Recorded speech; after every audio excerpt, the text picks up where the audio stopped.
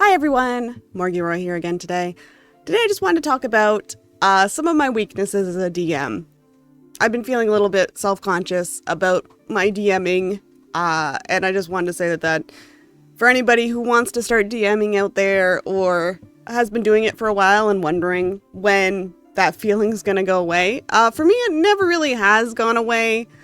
I have a very good group of players that I enjoy playing with very much. They are very supportive, they're super nice, and even then I still get to the point where I feel like I'm just not doing a very good job and I'm not very good at DMing or GMing a TTRPG, and I just want to let everybody out there know that that's normal and it might never go away, but the best that you can kind of hope for is that you kind of work on your things that you know are weaknesses for you, and also try to be a little bit more forgiving of yourself, laugh at yourself, realize where your strengths and weaknesses lie, and that it's okay.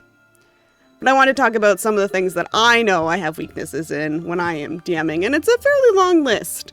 But the important thing to know is that my players say that they're having a good time, they like my style.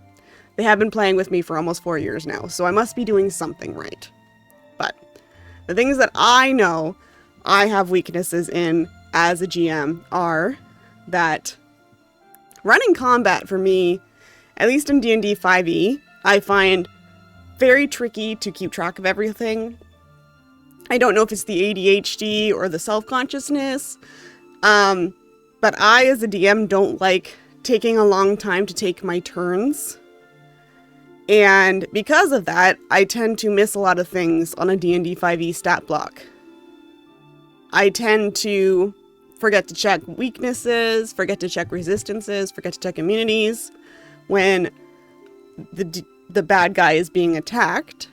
And I also forget if the bad guy is a big bad guy. I also forget legendary actions all of the time, and I forget how many I've used, and it's bad. I'm better at remembering legendary resistances, but legendary actions, I forget those things all of the time. And I realize, turn 3, that I haven't done anything with that bad guy yet, that they could have been doing extra off of their turns to make the battle a little bit more exciting. So that's one of my main issues that I have. I like building combats. Running combats are the part that I struggle with. Another thing that I struggle with is puzzles. I'm not good at setting up puzzles. I'm not good at implementing puzzles in a way that seems natural. My brain is always like, why would there be a puzzle here? That's weird. Because in video games, whenever you come across a puzzle, my brain is always like, why did they put this here?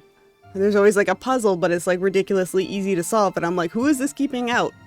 So stuff like that. I always struggle with puzzles and making them seem natural in the world. And I'm also not very good at implementing them because I always feel like I haven't given enough information to my players, and then I'm overloading them with information and making it too easy because I feel like if they're taking too long to figure it out, it's a failure on me, even though they might just be, trying to figure it out. So I don't have a lot of puzzles in my games, and I have a whole book about puzzles that I have bought to try and help me with it, and I haven't used any of them because I'm nervous. But I want to get better at it. These are all things I want to work on. Another thing I haven't done a lot of, but I want to do more of, and I am actively working on, is dungeon crawls. I find that I just don't have a lot of experience making dungeons. Again, my thing is trying to make things feel natural in a dungeon. So what creatures would be in there? What things could they come across? What treasures could be in there and why? And sometimes I get a little intimidated about it, and I usually sometimes just hand wave oh, you went through an area and you got to the part where I want the plot to happen. Which is fine occasionally, but every once in a while it's nice to give your players a dungeon crawl and let them experience that. And it's something that I don't have a lot of experience with it, but I am working on it. I am working on it actively right now. I have a couple of sessions coming up where I'm actively trying to build not one, but 2 dungeons in a row. So, cool. something I want to work on. Another thing I struggle with to make sound natural and sound like not like I'm doing it, but I am doing it, is exposition dumps.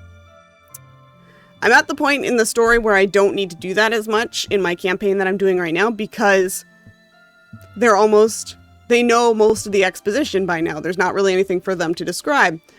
But I always find it hard to make that come up naturally in conversations earlier in the campaign. Like when they ask someone questions, or an NPC questions, I find it's hard to drop like tidbits of information or tidbits of lore in without making it seem like, oh, this person is talking unnaturally. This person is suddenly giving me a lecture. That's what it always feels like, is that I'm giving a lecture to my players. And it's something that I just need to work on. It's like, that's an acting thing and an implementing thing that I need to work on myself. And it's just, I find it to be a struggle. I find either they're talking too long or my players are asking a million questions to eke out each piece of information. And I've gotten better at it, but it's still something that I struggle with. This is something that only happens to me with online sessions, but I get very flustered when my tech doesn't work, even if it's not my fault. So like Discord isn't working because I run online sessions. Discord isn't working. Roll20 isn't working. Or Roll20 is working, but I've done something wrong and I can't figure out what it is. And it's holding up the session. It's dead air. And I'm getting flustered because I want my players to not get bored. And so every minute that I spend trying to fix a tech issue, it's the same with streaming. You feel like you're letting people down by not providing the experience that you want just because you have messed up somehow or the tech has messed up somehow. I'm not super techie. I'm moderately techie, but I'm not super techie, and I don't always know how to fix something if something's acting up. And I also don't always know when it's something that can be fixed. So, and it's not just like the internet's being weird or Discord's having an issue or whatever. Another thing I really struggle with is making my bad guys intimidating. I tend to start feeling self-conscious. Big surprise. A lot of these are where I start feeling self-conscious. Or feeling silly when my villains are, talking to the players and I'm trying to make them sound very scary and intimidating. It also doesn't help that my players kind of are jokesters. So sometimes they're just like bugging the bad guy. And then I want to react to that. So I want the bad guy to be like, I want to banter with them, right? So my bad guys end up kind of coming off as either corporate bad guys or mean girls. Even if they're guys, they are non-binary people, they end up kind of mean girly. When I'm trying to make it like, this person is a world-ending threat, and it's hard if my players are wanting to banter. So it's tricky, and especially if my bad guys are, the roles aren't there, and I do open roles on Roll20. If the roles aren't there, and the bad guy's just failing at anything they're trying to do, it's really hard to keep that intimidation level up. So that's also something I'd like to work on one day. Players have fun with it, so it's fine, but for me, it's like, I really wish this person had come off as scarier than they ended up being. But that's a hindsight thing, and that's something, need to work on and not get so self-conscious about. And for me, this is just a me thing. It's just a general lack of confidence. I've been running this same group for almost 4 years now. I've been playing with another group for almost 4 years now, where I have a very good DM who I know also struggles with some of these things, but she seems to be better at some of the things that I'm weaker at. And so I'm like, I should take notes from her, but she struggles with other things. So I still always have trouble trusting that my players are having a good time, even if they tell me directly that they are having a good time. Part of my brain just doesn't want to believe them. And, if they weren't having a good time, they probably wouldn't have been playing with me this long. But, we can't control our brains somehow. This self-consciousness and self-confidence also makes it so I hate dead air.